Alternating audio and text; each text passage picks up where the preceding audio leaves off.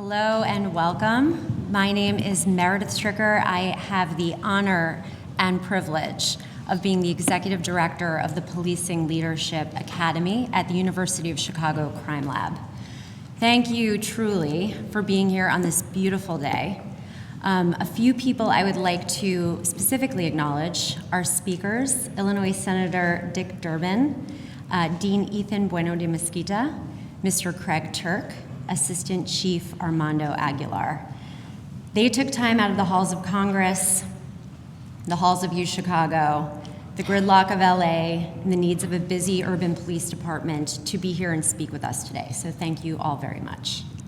I also want to thank our police department representatives who came here from across the country and Canada to support their participants. There are a lot of uniforms in the room today, so thank you. And that is Superintendent Snelling, of course, thank you, a stalwart champion of the PLA, for which we are always grateful.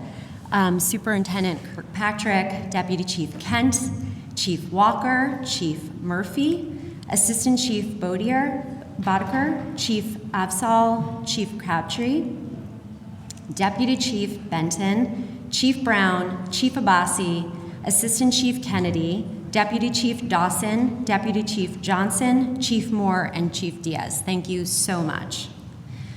Thank you to Delreese Adams of the Illinois Criminal Justice Information Authority, and to all the PLA Advisory Committee members who are here today, including, of course, Jeff and Maggie Shapak, and it is in their beautiful space that we now sit. I want to thank RJ Melman for his ongoing commitment to provide great food to our participants and all of our PLA team.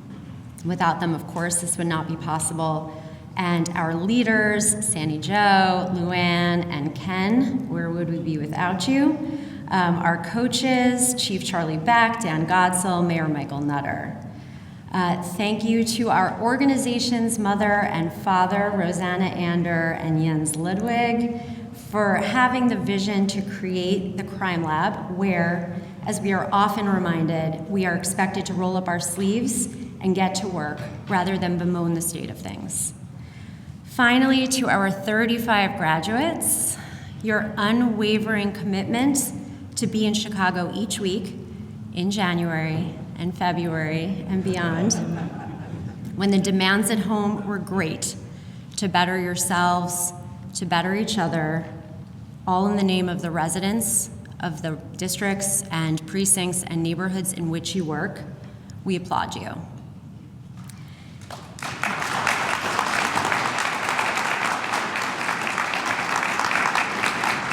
Okay, now I've told you a bit about the who. Crime Lab Faculty Director Jens Ludwig will tell you a bit about the what. Why do we believe the PLA is so necessary, and why we believe it can transform public safety in America.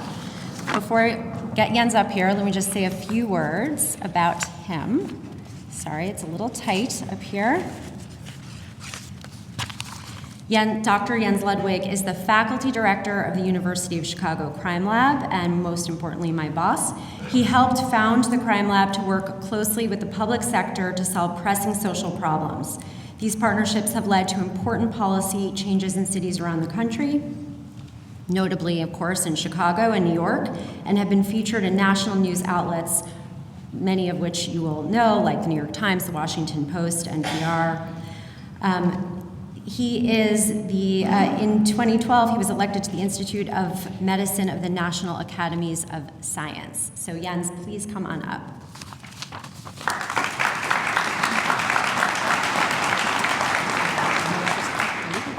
Okay, perfect, great. Thanks, Meredith. Good morning.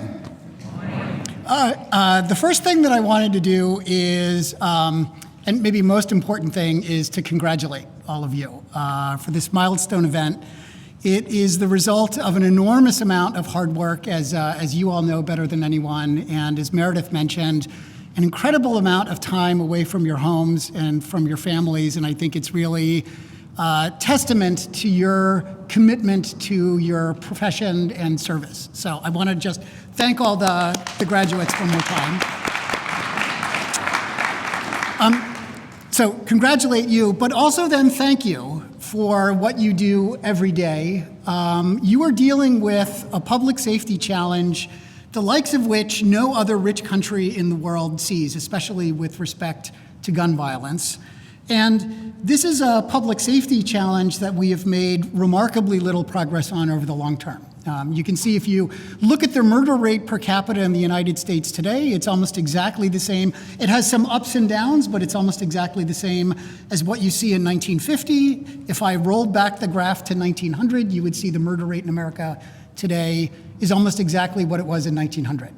So we are not hitting it out of the park as a country in terms of public safety. But the problem is not hopeless, and that's really why we started the Policing Leadership Academy. The problem is not hopeless. So this is a graph that shows murder rates per capita from 1950 to 1991 in the two largest cities in the United States, New York and Los Angeles. So in 1991, at the peak of the crack cocaine epidemic, the murder rates in both cities were on the order of something like 30 per 100,000. Incidentally, Chicago had almost exactly the same murder rate per capita that year. If you were to go back in time and look at the LA Times headlines or the New York Times headlines, they would look a lot like the headlines that you see in the Chicago Tribune today and lots of newspapers around the country in St. Louis and Detroit and Baltimore and my home city of Philadelphia and on and on and on, saying this problem is hopeless, there's nothing you can do, the cities are dying, everybody's leaving, we're done. And so what happened next is not something that anybody in 1991 would have anticipated. In fact, if you had said what would happen over the next 30 years in 1991, people would think you were completely crazy. So what did happen? Over the next 30 years, the murder rate per capita in Los Angeles dropped, or you might say plummeted, by 80%, and the murder rate in New York City dropped, or you might say plummeted, by fully 90%, something that no one thought was possible. So why did that happen? Why did that happen? I can tell you what our friend Charlie Beck says as the explanation. So one thing that happened, according to Charlie, is that both Los Angeles and New York were early. We know that most shootings, most violent crimes stem from assaults, arguments that spiral out of control. One thing that happened in both cities is that they were early and rapid adopters of community violence intervention programs at the ground level to try and mediate and disrupt and de-escalate conflict. And that's one of the key reasons why we've also founded the sister organization, the Community Violence Intervention Leadership Academy. But the second thing that happened in both of these cities is that they were early and rapid adopters of data-driven management. And it is no accident that both of these cities over this 30-year period shared the same superintendent. It's no accident that we had the privilege of bringing Bill Bratton to come to Chicago and speak to all of us. And this is not just a recipe that works only in New York City and Los Angeles. In 2016, in my home city of Chicago, the murder rate surged by 60%. It was a citywide crisis. And in response to the Obama administration's Department of Justice, our friend Sean Malinowski, who was Charlie Beck's chief of staff at LAPD, came to Chicago, realized there was some room for improvement in adopting these data-driven management practices. And we have a bunch of fancy statistics that shows that it helps, but the changes were so dramatic, especially in Englewood, one of the city's most historically violent neighborhoods, that you didn't even need a fancy regression to know that it was having really big impact. You could just look at the news headlines and see people asking, what is going on in Englewood? What has transformed not just the public safety environment in the community, but it just rippled over onto every other aspect of community life. So this was very inspiring to us and let us start asking questions like, how do we prepare police leaders everywhere to do something similar for their home cities that are struggling with a public safety challenge? And so, we were talking to Ken Corey about how most police departments train their leaders right now to implement this sort of data-driven management and best practices. And Ken's explanation was basically we as a policing profession throw people off the side of the boat into the harbor and hope for the best. And Ken and Sandy Jo and Luann had a vision that we as a country could do better. And Rosanna and I are smart enough to realize that when smart people have a good idea, the best thing to do is just support them and get out of the way, and that's basically the Policing Leadership Academy.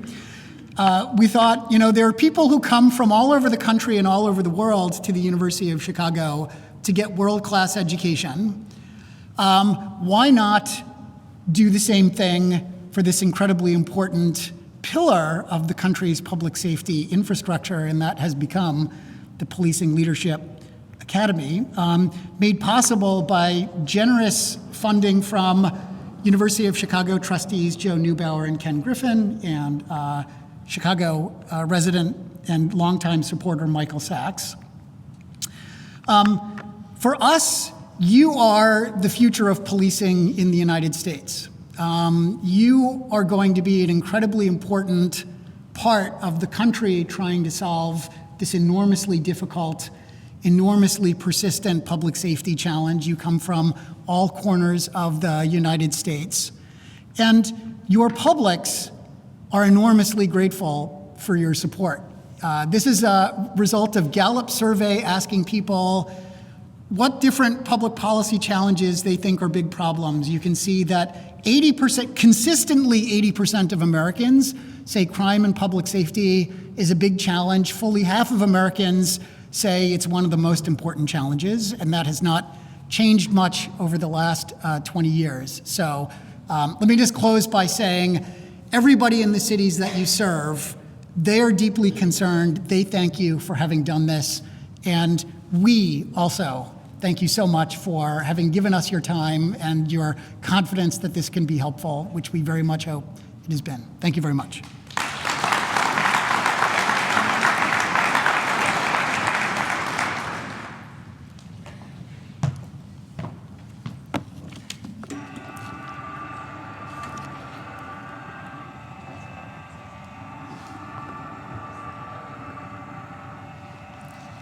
Sorry, I was given an instruction and I'm trying to follow it.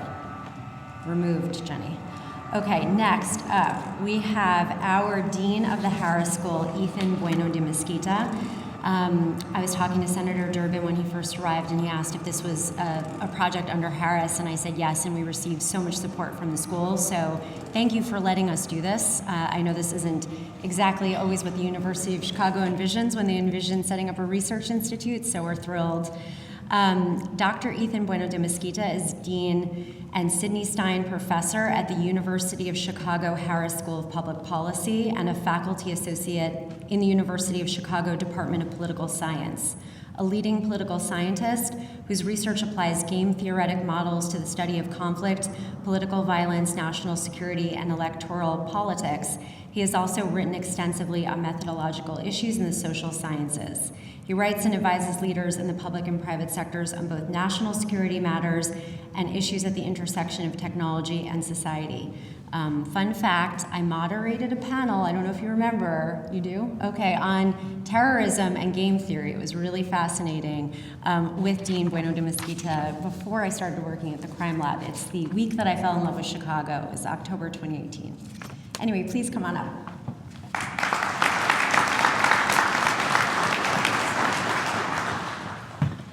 Hi, I'm Ethan Bueno de Mesquita. I'm the Dean of the Harris School. It's really an honor and a pleasure to be with you today. Let me start, as Jens did, by saying congratulations on completing the program and on your incredible dedication to your important work. So thank you for being here and thank you for participating.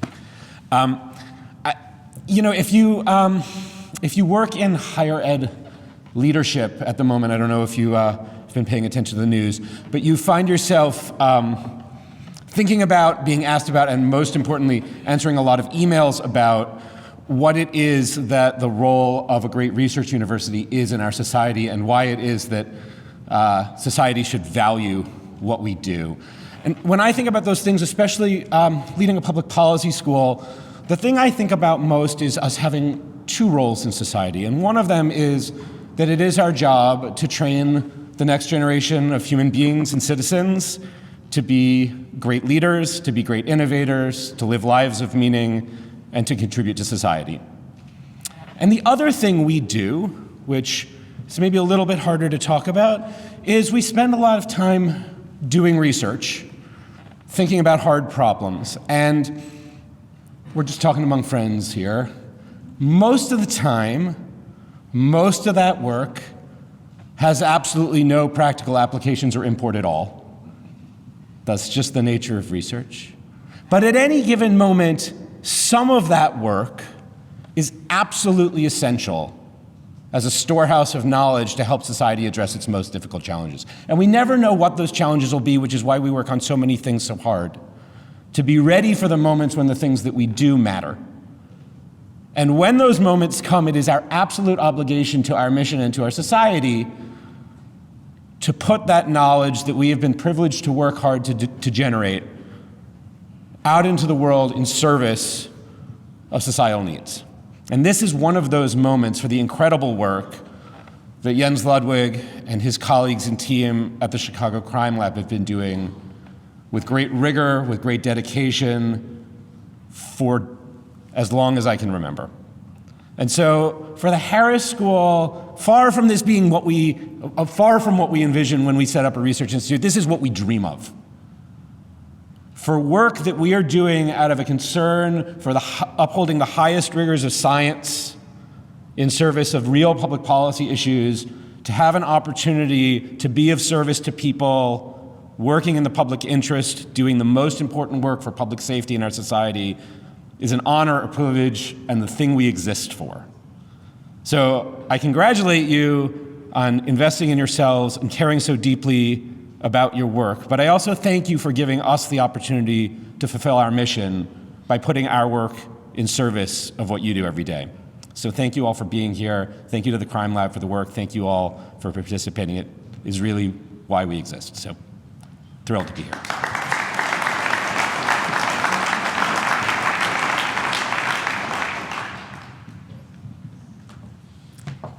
Thank you so much. So it is a really exciting thing when you invite a U.S. Senator to speak at your graduation and he actually says yes. And I hope that you all feel as honored as I do that Senator Dick Durbin agreed to be here today. Senator Durbin is the 47th U.S. Senator from the state of Illinois, the state's senior senator, and the convener of Illinois' bipartisan congressional delegation. Durbin also serves as the Senate Majority Whip, the second highest ranking position among the Senate Democrats. Senator Durbin has been elected to this leadership post by his Democratic colleagues every 2 years since 2005. Durbin serves as the chair of the Senate Judiciary Committee and sits on the Appropriations and Agricultural Committees. Please help me welcome Senator Durbin.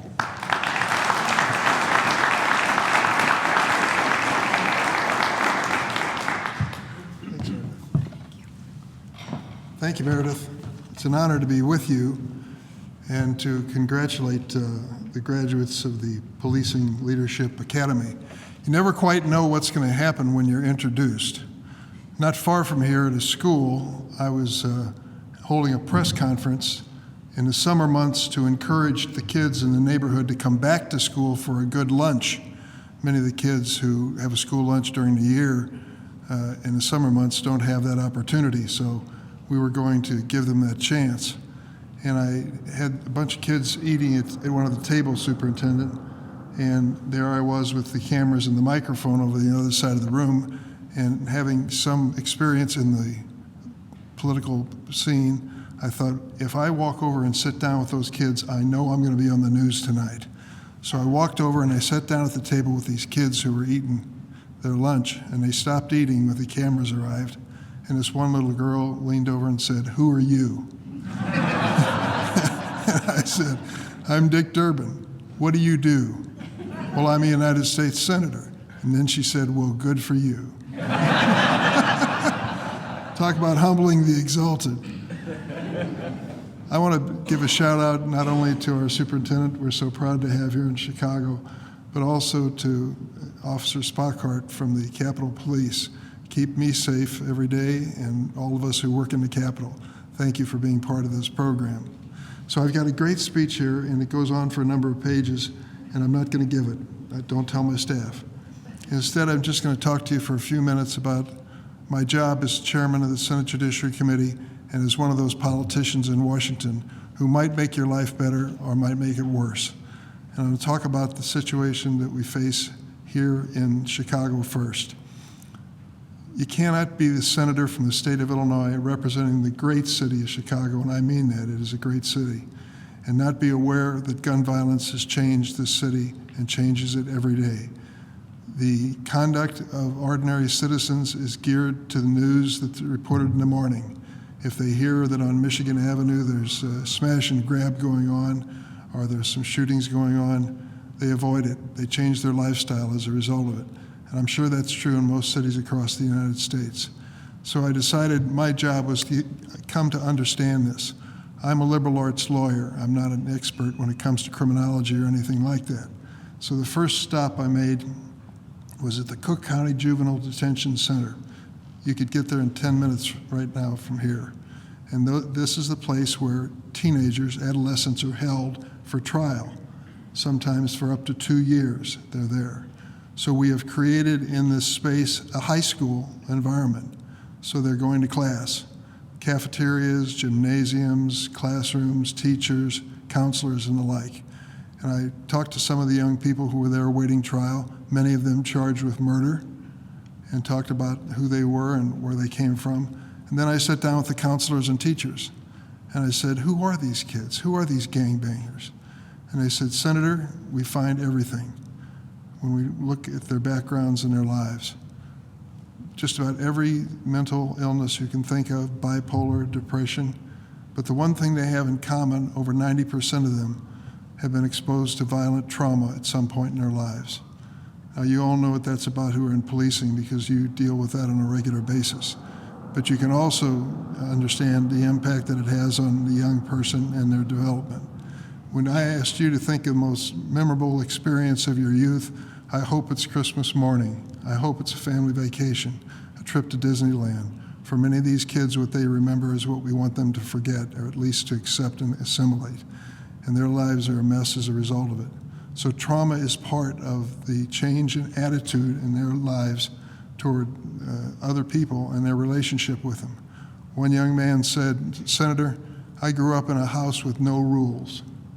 If I wanted to get up in the morning, I got up in the morning. If I wanted to go to school, I went to school. If I didn't, I stayed home. If I wanted to hang out on the street corner, I could do that. If I wanted to buy a gun, I could do that. There were no rules in my home. I thought to myself, my God, there was a rule in my house for everything. From the minute I opened my eyes until I went to bed at night. Clean your room up, make your bed, do your homework, take out the trash, walk the dog. Now go down to that grade school there, which happened to be a Catholic school where some nun is going to explain to you the rules that you better follow or you're going to hell. So that was part of what I grew up with, and a lot of people the same. But for some kids, not at all. I remember meeting a young African-American woman who said to me in the same context, she said, I had my first baby when I was 14. I said, oh, and she said, it's the best thing that ever happened to me. I said, how could that be? And she said, my mother was a junkie. She brought customers home to our house.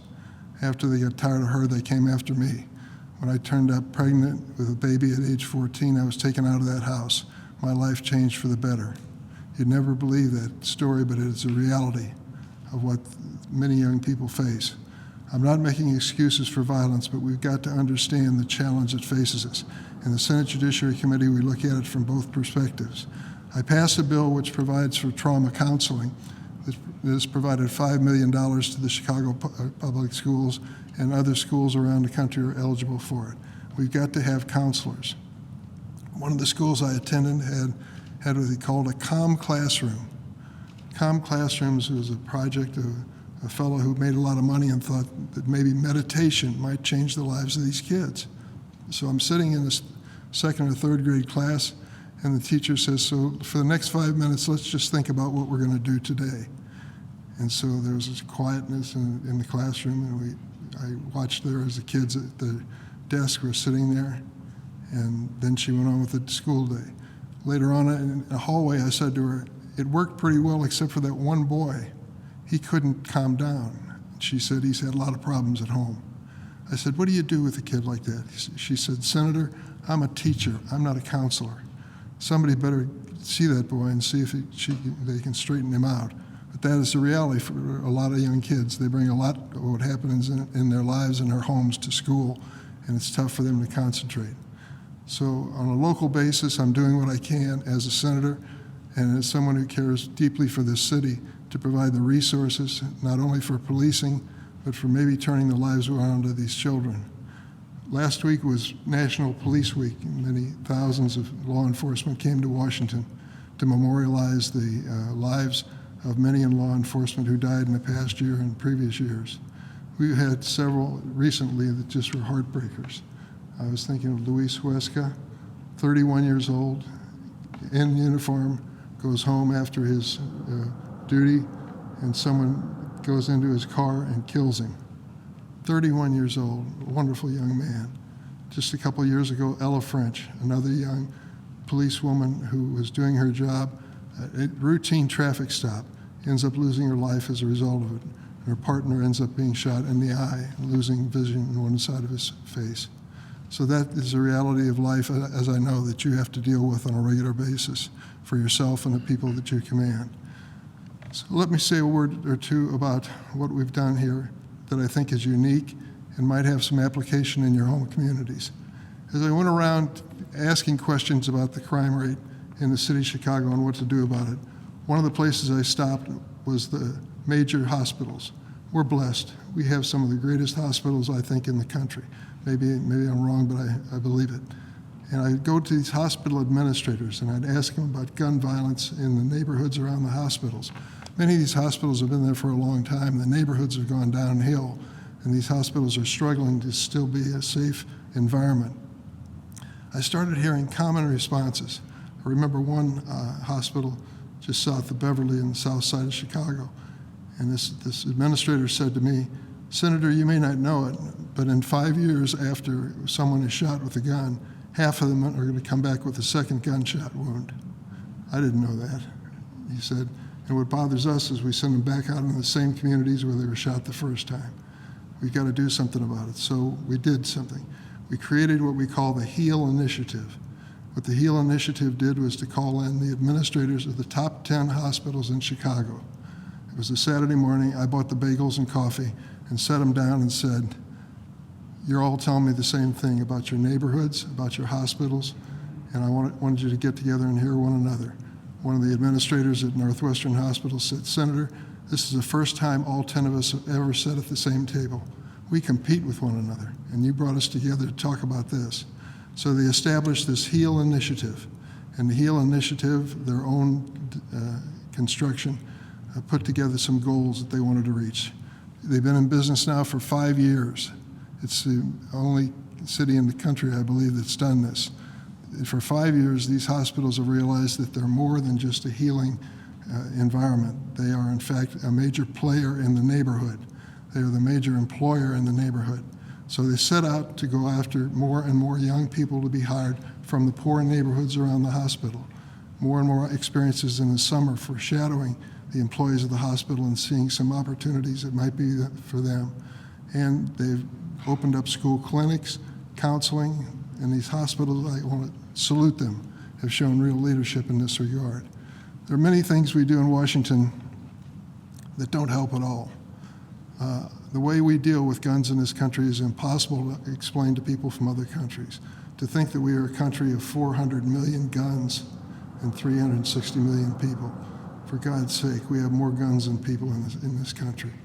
I'm all for the Constitution and the Second Amendment, but I think there needs to be a responsibility that comes with that constitutional right. That's the case across the board, and it should apply there as well. Secondly, I believe that every member of Congress, every 2 years, should go to a foreign country. You don't really understand your own country until you see another country, as far as I'm concerned. And the second thing is that every individual in Congress, I believe, should every 2 years visit a corrections institution. Take a look at what happens when we pass these laws and impose these sentences.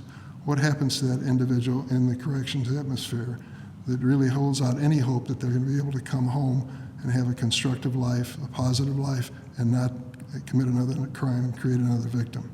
These are things which could make a difference. So I'm sorry I didn't get a chance to read this speech. I'm sure it's very good. those are some thoughts I have in mind. I just say to you, thanks for being part of this program. You're going to be a better person for it, I hope. It looks like it's just the right thing in your careers. There was some sacrifice involved and some family support involved as well. I believe it was worth your time, and it was an honor to be here and salute you today. Thank you very much.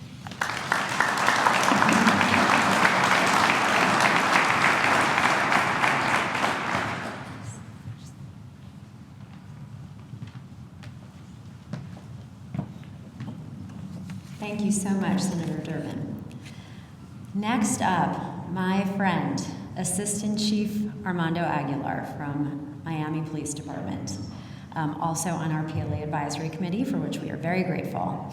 He is the proud son of Cuban immigrants and a fourth-generation law enforcement officer. Assistant Chief Aguilar has held senior management positions in all divisions of the MPD and is currently the Assistant Chief of the Administration Division. Assistant Chief Aguilar is a steering committee member for the I just said that, sorry, didn't read that there. He is on our advisory committee. He is also on the board of directors of the 200 Club of Greater Miami, an area representative for the Florida chapter of the FBI National Academy Associates, and a Big Brother, Big Sisters of Greater Miami mentor. Thank you so much for being here, Armando. Please come up.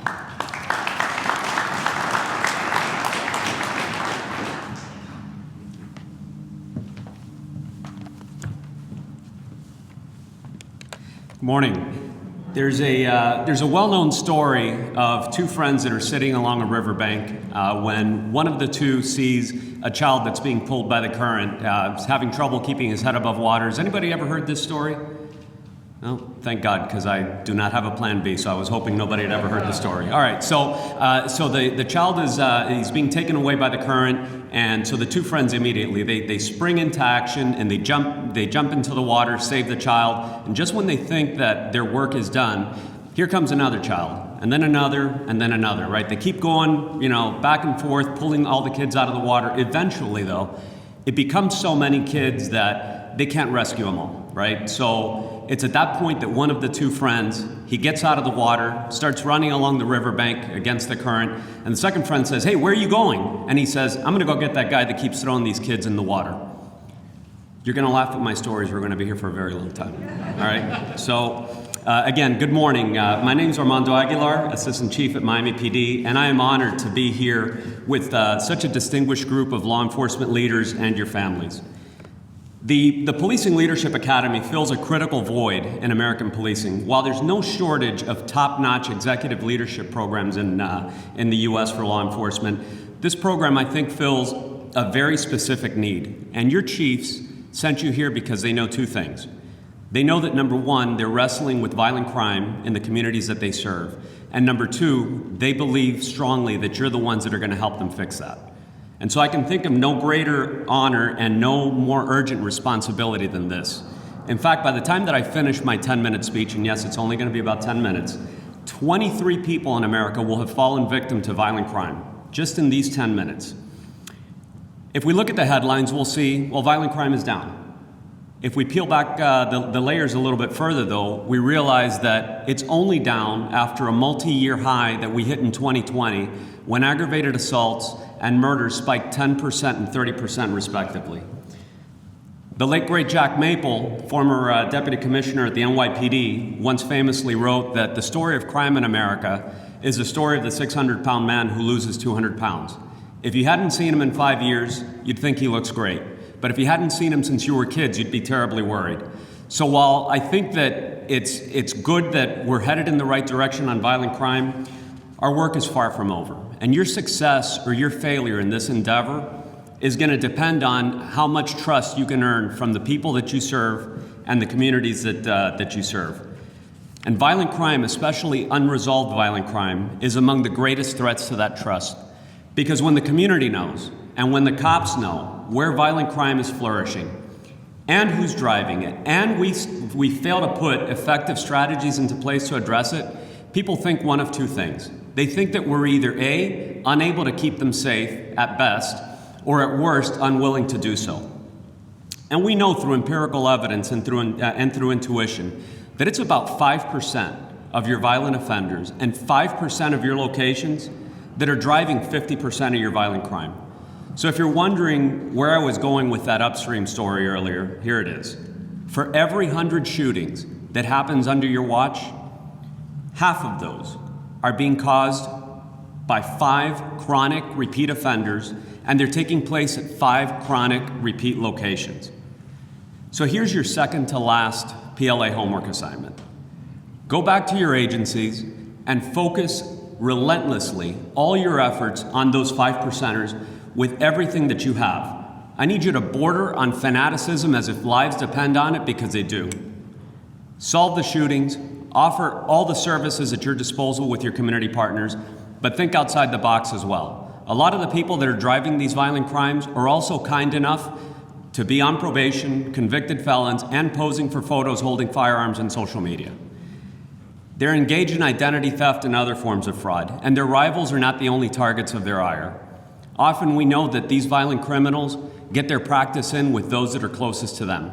So while we're banging our heads against the wall trying to solve shootings, that shooter's name may be hidden in plain sight in a domestic violence complaint that's gone unaddressed.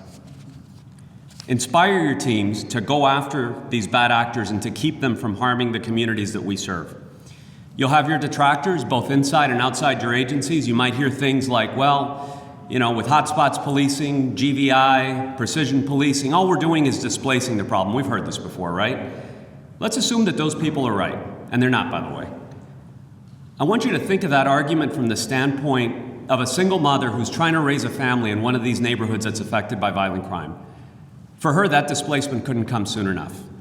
But when we look at hotspots policing, I like to use the analogy that was put out there by Dr. Jerry Ratcliffe. It's of a fast food restaurant that wants to open up along a major thoroughfare.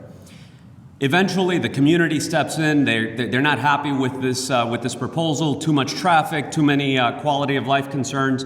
So they lobby their local government, and ultimately the community groups win out. The restaurant pushes back a little, but eventually they cave and they said, you know what? It's not worth the headache. We're going to go set up shop somewhere else, right? So they moved to another location. That secondary location, it wasn't their preferred spot, wasn't their top choice. The sales aren't quite as good, but it'll do. The same holds true for drug holes and gang turf, right? When you displace those territories and they move on somewhere else, that secondary spot is never as successful as the first, because if it were, they would have been there all along.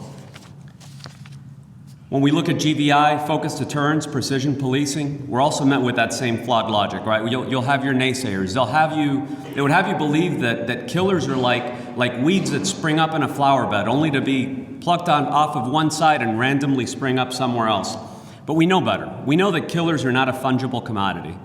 They are the product of a lifetime of trauma, and removing them from the equation, whether it's through redemption, whether it's through arrest, breaks a cycle of violence and victimization. It does not blindly pass the torch to the next killer in waiting.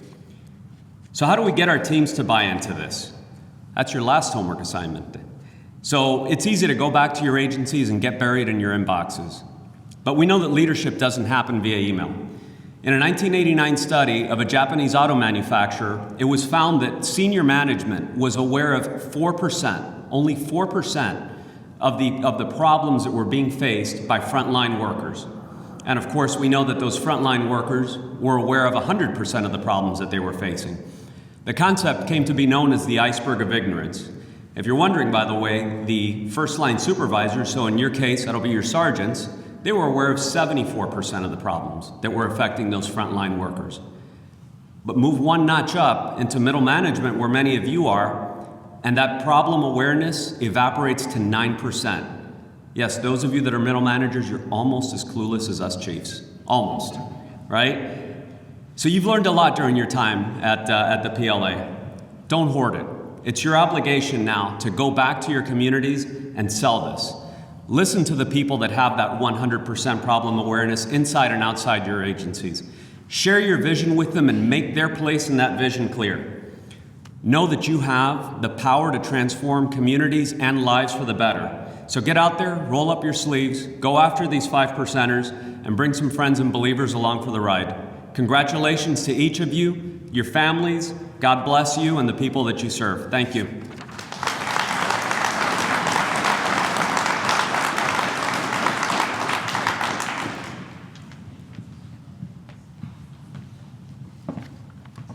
so much. I get to now invite up another friend, Craig Turk. Craig is an Emmy, Golden Globe, and WGA Award-nominated writer and producer. Craig created multiple shows, including the hit CBS drama FBI and the documentary series FBI True and PD True. He was executive producer of The Good Wife and Private Practice and wrote on Boston Legal, Cold Case, The Guardian, and Law and Order. Craig also wrote and executive produced the feature documentary 26th Street Garage, the FBI's Untold Story of 9/11. Previously, he served as chief counsel of John McCain's presidential campaign in 2000 and as general counsel of the PAC Straight Talk America. He also worked internationally, advising political parties in Europe and Asia. On the nonprofit side, Craig was chairman of the National Council on Citizenship and on the board of the California Policy Lab and the Opioid Research Institute. Please help me welcome Craig.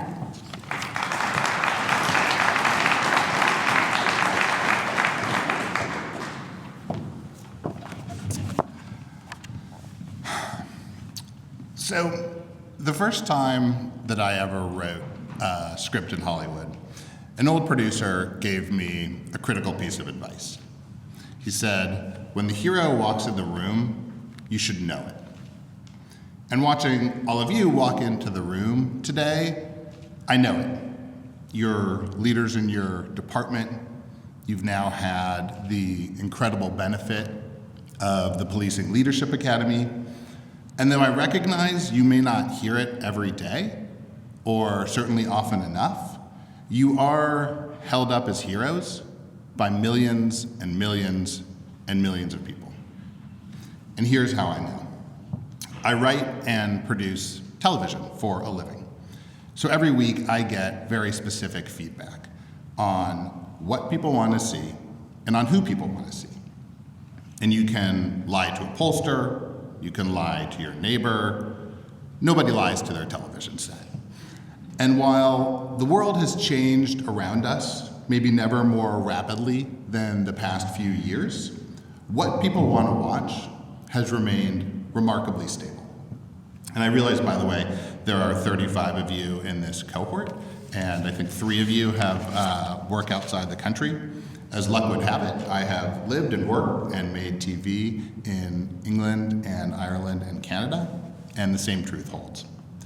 What people want to watch are the 3 great franchises: lawyers, doctors, and cops. Now, I was a lawyer, and I can tell you, if you do it right, people can respect lawyers. There are moments when they may even tell you that they appreciate you. No one, to my knowledge, thinks of their lawyer as their hero. In fact, if you ask people to name a lawyer who could be a hero, there's only ever one answer: Atticus Finch, who I would point out is not a real person. The second franchise, doctors, are a little different, right? People often love their doctors. But doctors, for the most part, are like magicians, right? We don't really understand exactly what they do. And I say that as someone who never missed an episode of ER. The first show that I was ever in charge of was a spinoff of Grey's Anatomy called Private Practice. But when you build up to an incredible moment and the payoff is, my God, she has idiopathic thrombocytopenic purpura, we may breathe a sigh of relief, but we have no idea what just happened. Which brings us to the third great franchise, you. When I was a kid and I stayed home sick from school, I remember the best part of the morning was when I got to watch Dragnet. When I was older, I learned an incredible amount about life from my dad explaining Hill Street Blues. And eventually, I decided I wanted to be a writer when I got sucked in by NYPD Blue. There were, or these words, sort of increasingly complicated portrayals of cops. And when you get all the way out to The Shield, which was, for better or worse, one of the most influential shows of the past 20 years, the portrayal is deeply complicated. But I can tell you, both as a fan of cop shows and as a writer of them, These are among the most important stories we can tell. Because as much as most people are familiar with what cops do every day, very, very few people understand how it feels to be on the other side of the badge. And I've learned from the shows that I have done, the more people understand what your personal experiences are, the more strongly they identify with you and support your work. So I came here today to urge you to please tell your stories. Now, I know this isn't an easy ask. You know, we all feel most comfortable with people to whom we don't have to explain ourselves. Chief Beck mentioned this yesterday during one of the capstones. He said, you know, cops like talking to cops and cops like talking in code. And I saw this firsthand when I was doing research for the scripted FBI show. I spent about 6 months in New York, embedded in the Bureau's office at 26 Fed. And I went in every day and I met literally hundreds of agents and bosses. And I asked them every question I could think of, right, about their professional lives and about their personal lives, because I really wanted the show to be as accurate as possible. And over time, I developed what I believe to be some really strong relationships. And then one day, I was downtown at the JTTF, the Joint Terrorism Task Force. I was meeting a friend for a drink after work, and so I went downstairs to the bar below the offices, which is called the Brass Monkey. And while I was waiting for my friend, I saw two agents who I knew, and they were sitting at the bar. And so I just sat down next to them, and I listened. And it felt different. The way they spoke to each other, the rhythm of the conversations, the common knowledge, and really the presumption of shared values, it wasn't like any conversation that I'd had with them. It felt privileged. It's exactly what Chief Beck talks about. And in that moment, I realized, as much as I love telling their stories and your stories, I'll never be able to do it as well as you can. And this actually led me to sort of a career conversion. Instead of making these stories up, I decided the best thing that I can do was to provide a platform for you to do it. And so I created a show called FBI True. Now, if you're beginning to think, I'm not sure how good a writer this guy is, but when it comes to titles, he's not very creative, you would be right. But anyway, FBI True is a documentary series which is designed to be the most comfortable, most honest, most unfiltered place for agents to talk about what they do and also who they are. You know, how the job impacts them, how it impacts their families, to really explain what it's like to do their job day in and day out. Captain Dupree in her capstone talked about the very real hardships that this job puts on you and your loved ones, and how that doesn't always get seen, but it should. As you know, the FBI, like the police, has come in for a massive amount of criticism over the past few years. Much of it is political, and the truth is that most agents, like most cops, aren't. At least, it doesn't impact how they do their jobs, and they want people to understand that. And so I gave them the same encouragement that I'm giving you today. Tell your stories. Tell people who aren't cops about the Policing Leadership Academy, about how hard you work on improving fairness and effectiveness in policing, in violence reduction, education, accountability. Because there's a real willingness to listen. I've seen it. You know, in the case of FBI True, people like the cases, but they love the agents. They want to get to know them, to hear about their experiences, to relate. And the agents, I think bravely, to their credit, have fully engaged. They find it valuable and meaningful. Part of it is we're not making a news show. We have no angle. You know, we start off by asking the same question, which is, where were you when you got this call? The call that started this case. And those answers, you know, kid's birthday party, anniversary dinner with my spouse, visiting a sick parent, they set the tone. This goes to Captain Dupree's point. They're reminders that they, like you, are real people with real lives who make real sacrifices to do their jobs. And while the details of how they work these cases are fascinating, we're equally as interested in how they felt doing it. And then finally, when the case is closed, what they learned from it. We're 50 episodes in so far, and I'm proud to say on that show, we finally got to tell a story that I'd wanted to do since the beginning, which is Ruby Ridge. And it is, as you know, one of the most controversial cases in FBI history. One of the agents involved, Lon Haruchi, 30 years later, still lives in protective custody. And the other members of that hostage rescue team, they'd never spoken publicly about what happened because they had no interest in wading into a culture war. They wanted to do their job, right? Just like the U.S. Capitol Police officers that Inspector Spochart talked about yesterday. These FBI agents, they were tasked with going up a hill and bringing down a man who had killed a U.S. Marshal. They did exactly what they were asked. They put their own lives on the line, and they brought that man down. And until they got down themselves, they had no idea what was happening at the bottom of the hill. And so everyone who saw that episode, including a whole new generation of people who had heard of Ruby Ridge but not understood what happened there, they got a firsthand accounting from the agent's point of view. The agents explained how they understood their duty, what they were feeling, what it's been like since. Their feelings were understandably complicated, but their stories really humanized them.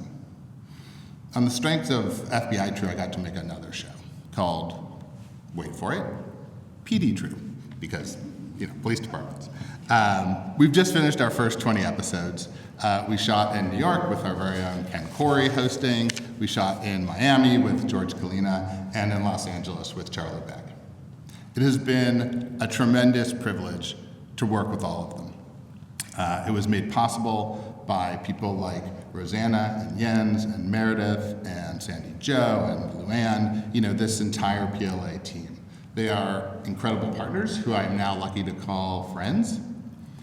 But really the greatest honor for me is having all these officers come on and tell stories that I hope, are gonna help people understand what it feels like to do your job, what the challenges are, what the emotions are. Among these episodes is one that I think is incredibly important about the 2007 murder of Officer Russell Timoshenko of the NYPD. It is deeply emotional and instructive. You watch this episode and you hear the stories of the officers who knew Russell Timoshenko, who worked this case and who felt the impact that it had on an entire department. And you cannot help but be changed. You can't look past the fact that all politics aside, young women and young men grow up wanting to do what you do. And they make tremendous sacrifices to do it, sometimes the ultimate sacrifice. Because that's not political, that's public service of the highest order. As Ken Corey will tell you, the Timoshenko story was by no means easy to tell, but it was all the more important for that. So please, tell your stories. You don't have to come on a TV show, but you're always welcome on mine. Tell your stories at your kids' schools, at church, at neighborhood get-togethers, anywhere, everywhere. You're all professional, practiced listeners, but look for every opportunity to push out who you are and why you do it and what it takes. Tell your stories because they're yours, and you'll tell them better and more accurately than anyone else will. And the point of view matters enormously. In fact, it makes all the difference. It's why when people watch The Godfather, they're rooting for Don Corleone. And when they watch The Sopranos, they're rooting for Tony, right? It's because that's who they know. That's who they understand. So tell your stories, wherever you are. A Navajo Nation shopping center, Figueroa Boulevard in Los Angeles, Greater Manchester. It's a burden, I know, from a society that already asks so much of you, but you are, all of you, heroes. real-life heroes in a world that is increasingly short of them.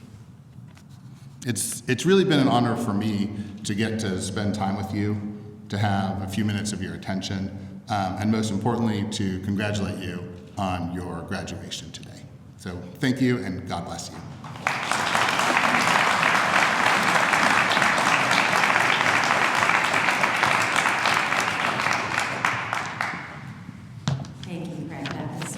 Beautiful, and a great tee-up, because now we do get to hear two stories from our very own graduates, starting with Captain Leslie Richardson II, better known as Les. He is a 22-year veteran of the Tampa Police Department. During his time, he has served in several capacities, including patrol, gang unit, narcotics, school resource, latent crimes investigation, plainclothes, and the supervisor of the field training unit. And for those of us lucky enough to be in Les's capstone presentation yesterday, we got to hear even more about what he does for his community. So Les, please come on up.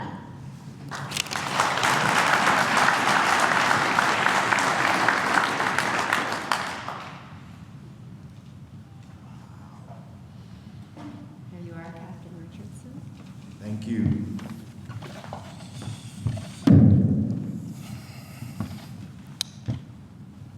To distinguished guests, this amazing collegiate staff, and leaders from around the nation, I cannot begin to explain to you the honor it is to stand and represent such an astounding group of professionals and leaders. Before I begin, I'd like to thank in absentia my chief, Lee Burkhaw, and here today, Deputy Chief Calvin Johnson, who in a department with exceptionally competent command staff, fought hard to make sure I was here to represent the city of Tampa. To my wife, Toy, thank you for always pushing me to become greater than I ever thought I could be, and for not allowing me to rest on my laurels. To my colleagues in the PLA cohort 2, what the heck were y'all thinking putting me up here? Ooh, I honestly don't know if I'm the best to represent the professionalism and dedication that you all have displayed over the last 5 months. But you done did it now, because I'm gonna do this the only way I know how, as Les. So I need to take a minute, maybe some little inside jokes here, but I need to shout out a few of my classmates. Jason from Baltimore, the man who never has anything to say in class and is always quiet, the exact opposite of Carolyn and Michelle, who talk all day during class. Then there's Ireland Dan, the only man I know who has a contact for every department in the United States of America and Canada, and still uses his glamour shot from Tinder as his PLA photo.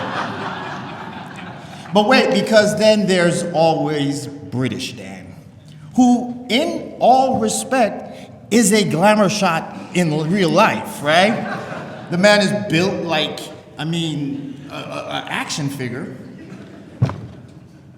but won't start his day until he has his spot of tea. I don't get it.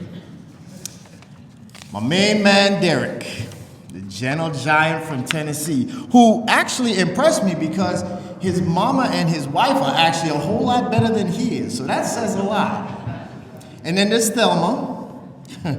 Something makes me believe, Thelma, that the only reason that there is crime in Buffalo is because you're in Chicago for a week at a time. And then there's Big Yummy, Texas Mark. Well, you know what? Wait a minute. Some things we just won't talk about, okay? And then there's Mike. Y'all hear from Mike. Talk about some responsibility. That man is responsible for the safety and the security for the inauguration of the next president of the United States. But if you take a minute and talk to him, this man will literally give you his heart out of his chest if you asked him to. Miami Manny. If If I don't get some good Cuban cigars the next time in Miami, me and you gonna have problems. And then there's Matt, who unfortunately arrived at class this week hobbling with a limp and a cane. But knowing Matt, he's been sitting in the classroom all day trying to figure out how to load that cane and where the trigger is.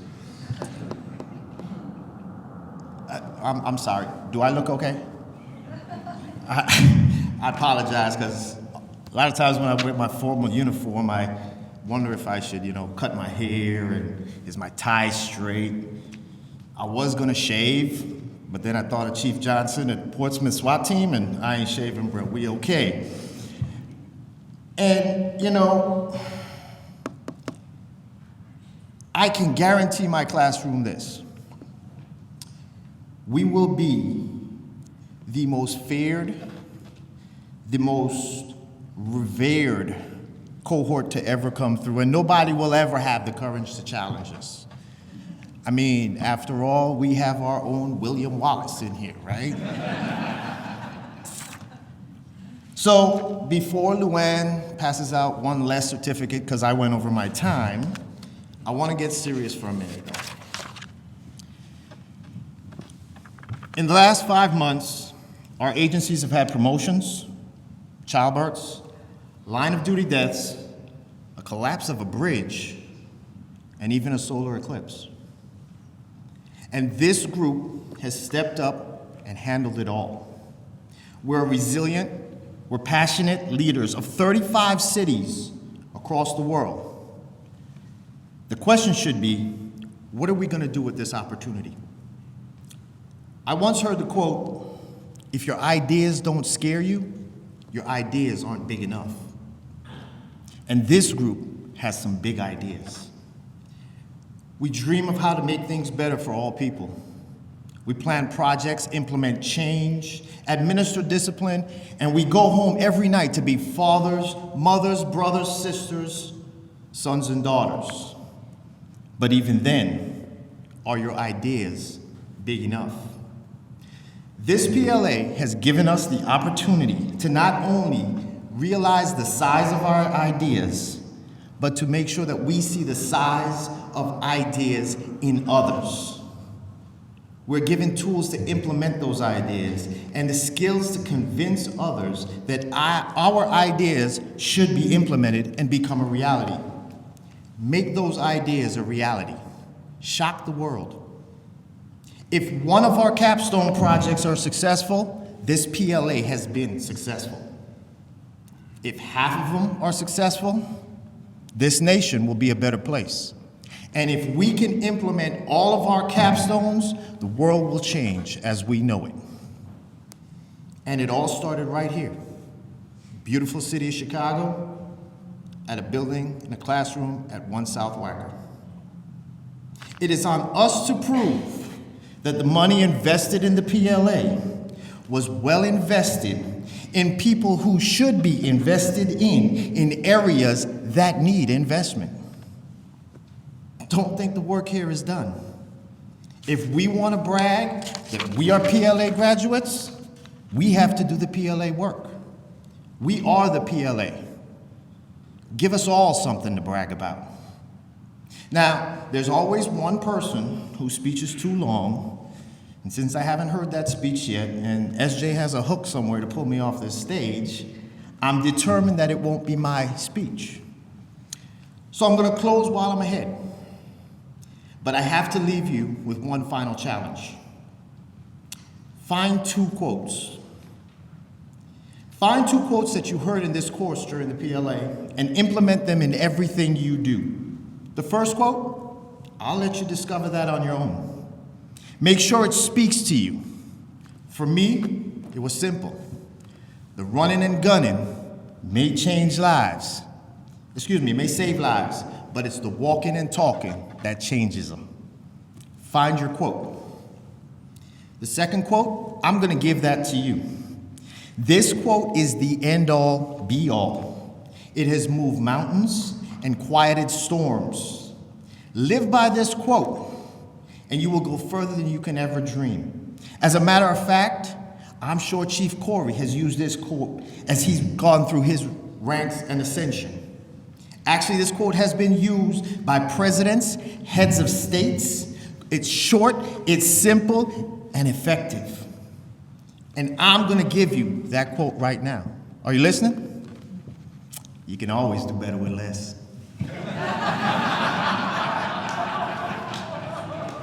Y'all see what I did there?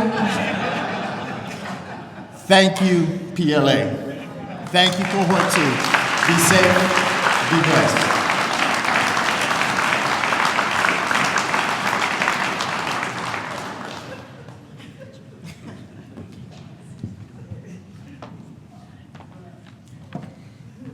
Thank you very much, Captain Richardson, or less. Okay, up next, he might be known to the world as Inspector Michael Spochart, but to us, he will always be Bus Captain Mike, whose job it was to make sure you were all on and off as Jenny intended. Inspector Spochart is a 27-year veteran of the U.S. Capitol Police. You've heard a little bit about him already in Washington, D.C. Inspector Spochart's career includes extensive management positions in both the U.S. Capitol Police and various public safety international, national, state, and local nonprofit institutions. Inspector Spochart was the Airspace Program Manager for the legislative branch of the federal government, has led the U.S. House of Representatives Security Operations, and presently leads the Office of Professional Responsibility, where he is responsible for a varied and complex portfolio. Please help me welcome Inspector Spochart.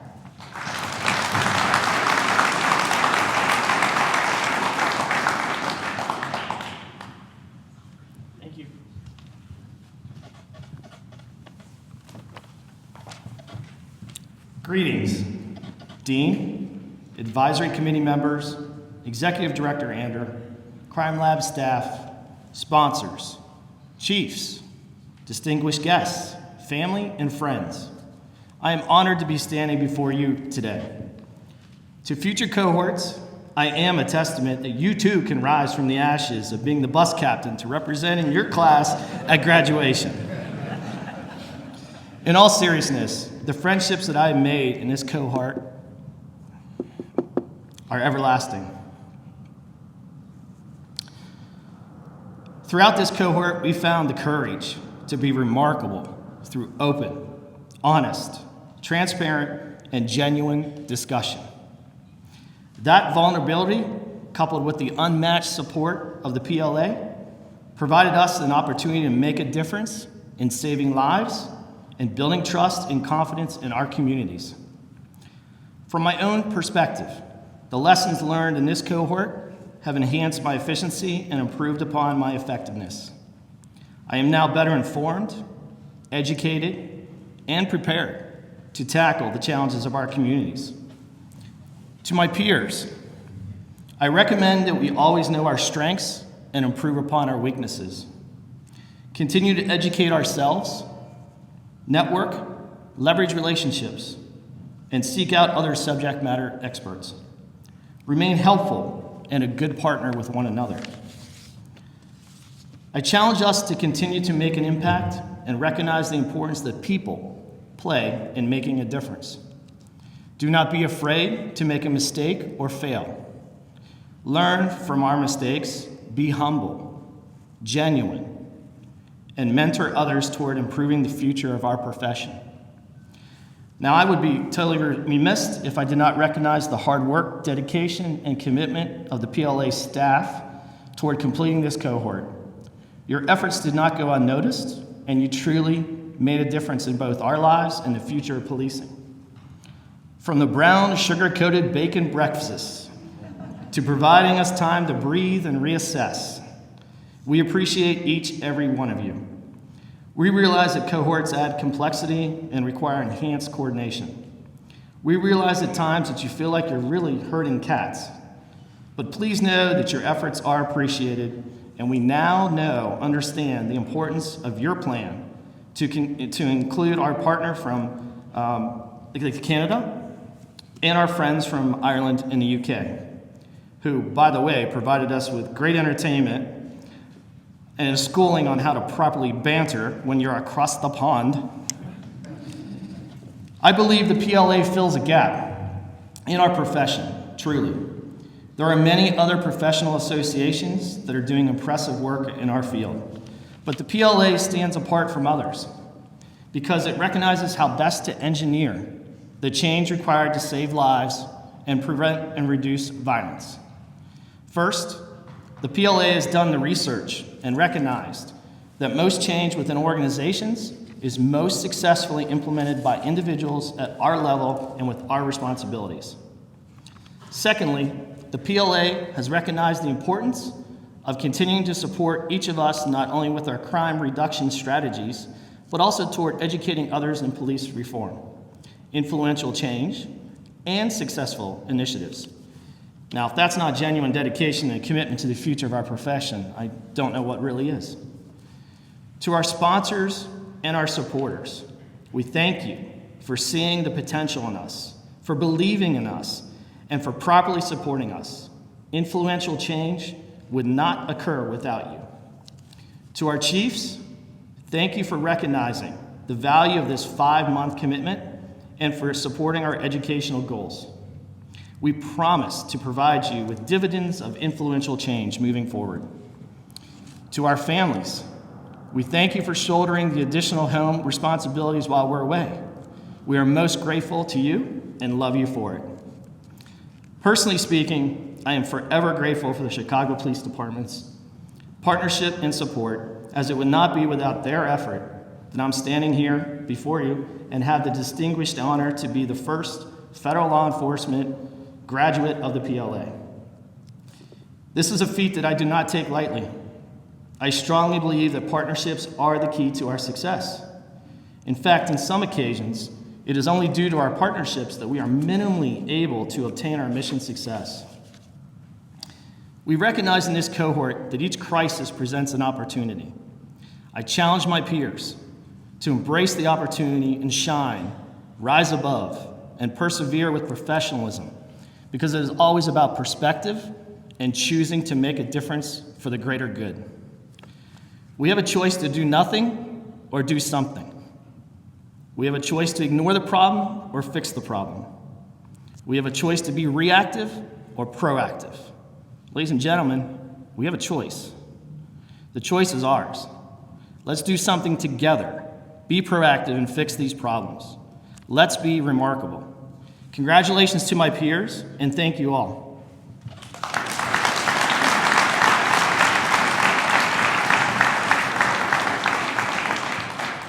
Thank you, best cut tonight. All right.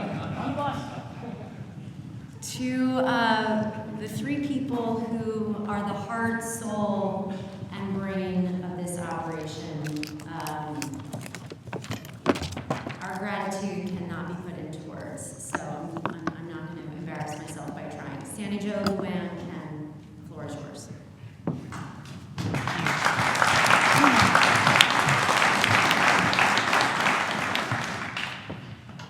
Are there steps over there? Yes. Okay, good. So we are going to go ahead and start with certificates, but before we do, I just want to acknowledge all the family members who came out. It was wonderful to see many of you last night. Can we applaud the family members that are behind these officers?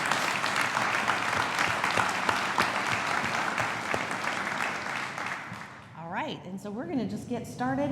You're going to come across the stage this way. We'll take a picture with the 3 of us, and we're going to start with Manny Abreu from Miami, Florida. Let's put them in the middle. Okay. There we go. The first time's always a little tricky.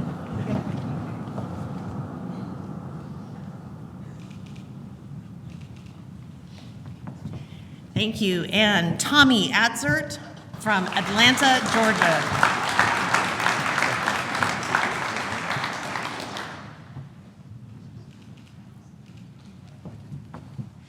Jason Bennett from Baltimore, Maryland.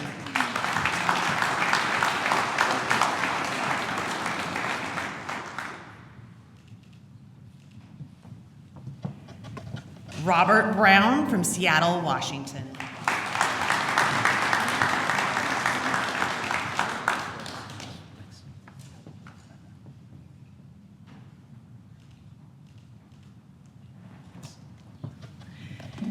Dennis Cogvin from Boston, Massachusetts.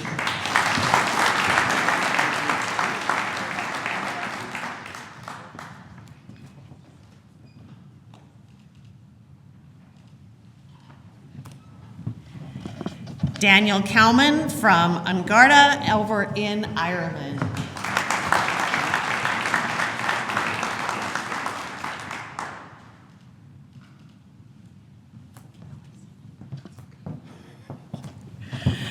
James Croker from Portland, Oregon.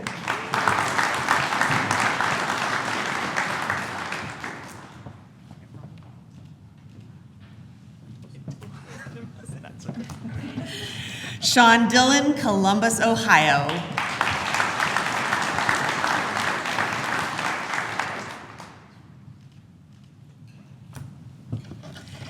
Adrian Gonzalez from Los Angeles, California.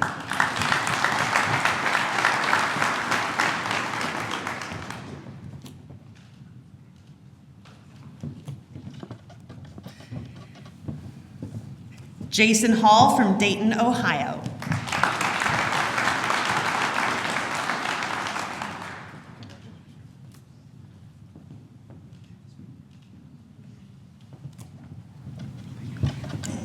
Mark Harris from Dallas, Texas.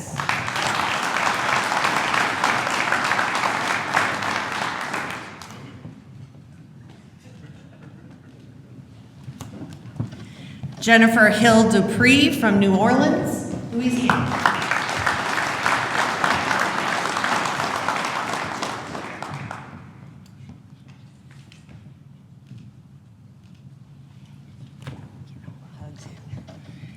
Stephen Iacuzo from Paterson, New Jersey.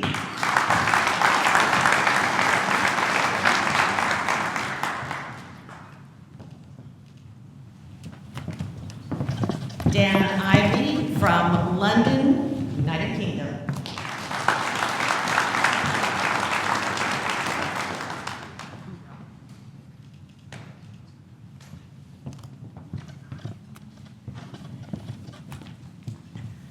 Stephen Jenkins, Portsmouth, Virginia.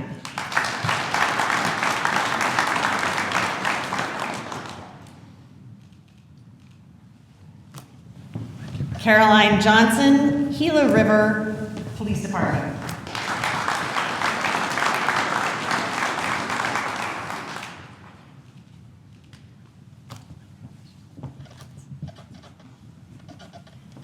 Thelma Jones, Buffalo, New York.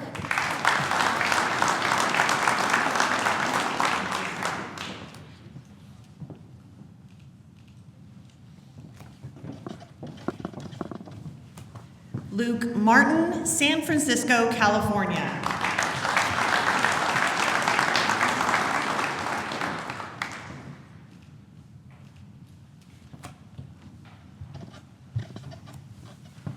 Keith Milmine from Chicago, Illinois.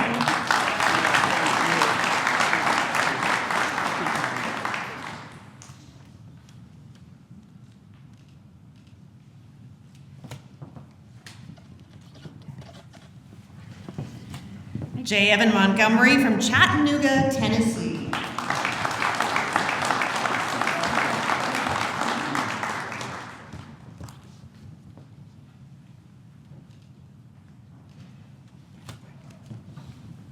Stephen Moore, Sacramento, California.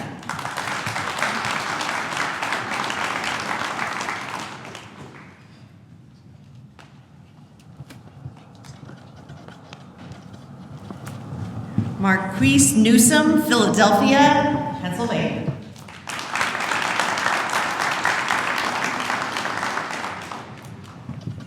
Michelle Oshevsky, Toronto, Canada.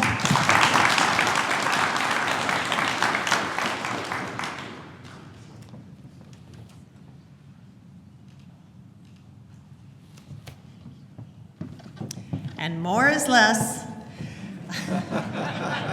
Leslie Richardson, Tampa, Florida.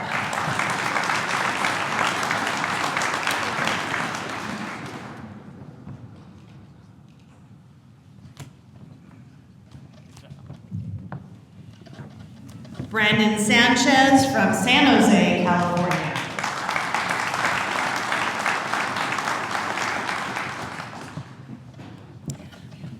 Matthew Seekman from Phoenix, Arizona.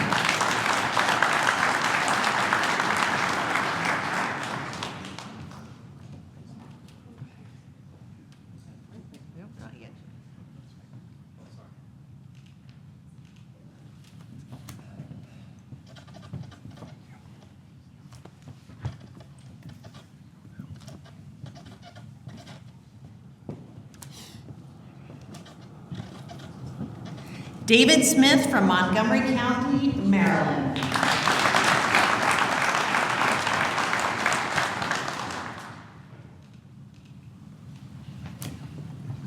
Michael Spochart from the U.S. Capitol Police.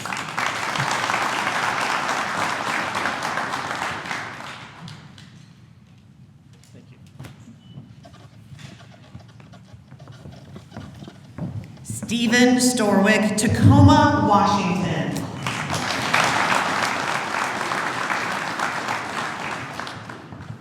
Tanya Terry, Indianapolis.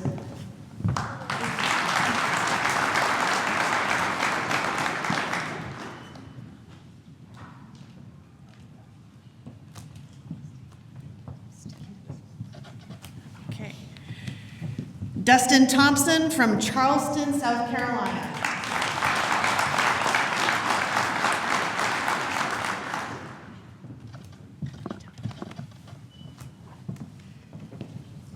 Want to make sure I got the right person. Derek Tisdale from Jackson, Tennessee.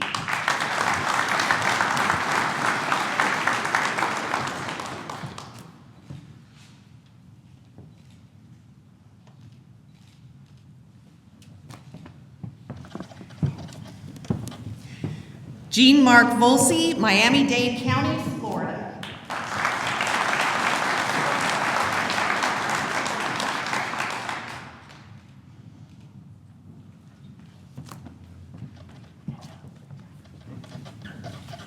William Wallace, Kansas City, Kansas.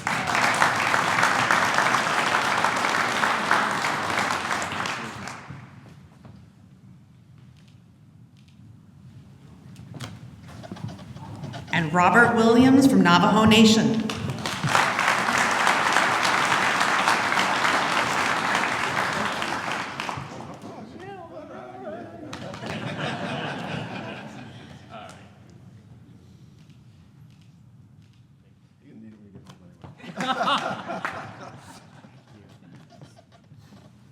All right. Sandy Jo, how do we? Okay, so this is a little bit hard because there's always got to end it. So first of all, every experience is a gift. And this has been a tremendous gift that you have all given me. I hope we together gave you half of what you gave us. So thank you for that. And Luann always has a gift to give. So give it. Give it. Yep. I do. I'm getting out of here because I don't give these kinds of gifts. You are unforgettable, though near or far. That's why class 2 is incredible. That's each one so unforgettable. Things that we are unforgettable too.